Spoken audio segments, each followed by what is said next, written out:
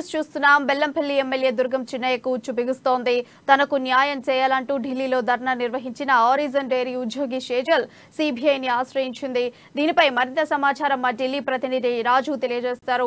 రాజు చెప్పండి, గత కొంతకాలంగా కూడా ఈ వివాదం గురించి మాట్లాడుతూనే ఉన్నాం. ఇది నిజంగా ఆరోపణ, అసలు నిజం, అసలు ఇది ఎంతవరకు షేజల్ అనేటువంటి అమ్మాయి ఆరోపణ చేస్తుందా? ఇది నిజంగా జరిగినటువంటి విషయమా, లేకుంటే దీని గురించి మీ దగ్గర ఏమేమి అప్డేట్స్ ఉన్నాయండి?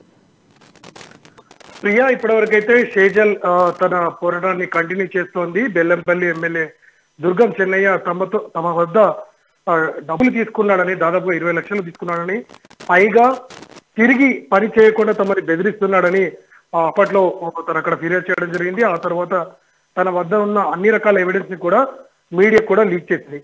అయితే ప్రస్తుతం అక్కడ తనకు న్యాయం జరగడం లేదని, టీఆర్ఎస్ పెద్దల ఆశీస్సులు ఉన్నాయి కాబట్టి పోలీసులు కూడా తనపైనే తిరిగి కేసులు పెట్టారని, దాదాపు 21 రోజుల పాటు తాను జైల్లో ఉండాల్సి వచ్చిందని పేర్కొన్న షైజల్ తిరిగి ఢిల్లీకి వచ్చి పోరాటాన్ని కొనసాగుతోంది.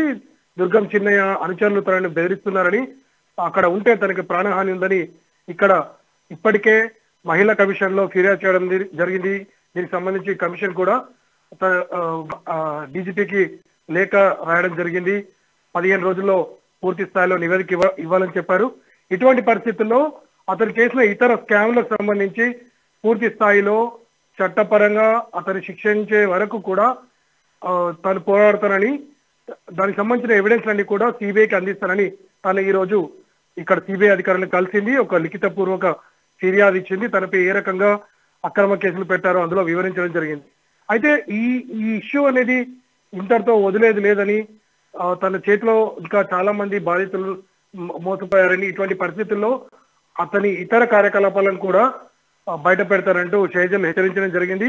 పెద్ద ఎత్తున సొమ్ములు తీసుకోవడమే కాకుండా తిరిగి తమపైనే పెట్టిన క్రమాన్ని ఆ ఫిర్యాదులో పేర్కొంది. తన అనుచరులున్న ఏదైతే ఆరోపణలు, అంటే ఎవరైతే తనని చంపుతానంటూ బెదిరించారో వారి పేర్లను కూడా ఇందులో పేర్కొంది. మరోవైపు పోలీసుల పేర్లను కూడా ఇందులో మొదటిసారిగా పేర్కొంది. ఎవరెవరైతే ఎమ్మెల్యేకి అనుకూలంగా పనిచేస్తున్నారో వారి పేర్లను కూడా ఇక్కడ స్పష్టంగా పేర్కొంది. ప్రియా, దుర్గం చిన్నయ్యకు షేజల్ కి ఇరువురికి పరిచయం ఎలా స్టార్ట్ అయిపోయింది? అది అసలు ఇంత వివాదానికి ఎలా దారితీసింది? అసలు వీటి గురించి మీ దగ్గర ఏమైనా అప్డేట్స్ ఉన్నాయా? వీరు విస్తరణకు ప్రయత్నించారు. ఆ తర్వాత ఆ బెల్లంపల్లిలో అక్కడ ఉన్నటువంటి ఆ డైరీ ఏర్పాటు చేసే క్రమంలో వారు ఎమ్మెల్యేని కలవడం జరిగింది. ఆ తర్వాత డబ్బులకు సంబంధించి, అంటే తాను ఒకవేళ డబ్బులు ఇచ్చినట్లయితే అక్కడ ల్యాండ్ కేటాయిస్తానంటూ ఎమ్మెల్యే తెలపడంతో తాము డబ్బులు కట్టామని, ఆ తర్వాత అది జరగకపోవడంతో తిరిగి వారిద్దరి మధ్య ఈ విభేదాలు నెలకొన్నాయి. అది ఒక సమయంలో ఎంతవరకు వెళ్ళింది అంటే, తనకు సంబంధించినటువంటి ప్రతి విషయాన్ని కూడా షైజల్ పూర్తి స్థాయిలో రికార్డ్ చేసుకుని పెట్టుకుంది. ఎందుకంటే తన గురించి ముందు జాగ్రత్తగానే ఇవన్నీ చేయడం జరిగింది.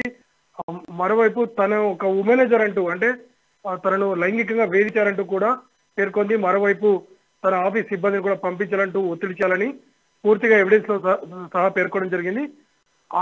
ఈ వివాదం ఎప్పుడైతే బయటకు వచ్చిందో ఆ తరువాత మాత్రం ఈ ఇష్యూ చాలా పెద్ద ఎత్తున రాష్ట్రంలో చర్చనీయాంశంగా మారింది. అక్కడ తను టీఆర్ఎస్ పెద్దల్ని కలవడానికి ప్రయత్నం చేసినప్పటికీ వీలు కాకపోవడంతో తను ఢిల్లీకి వచ్చి పోరాటం చేస్తుంది. Priya, right Raju, thank you for updates.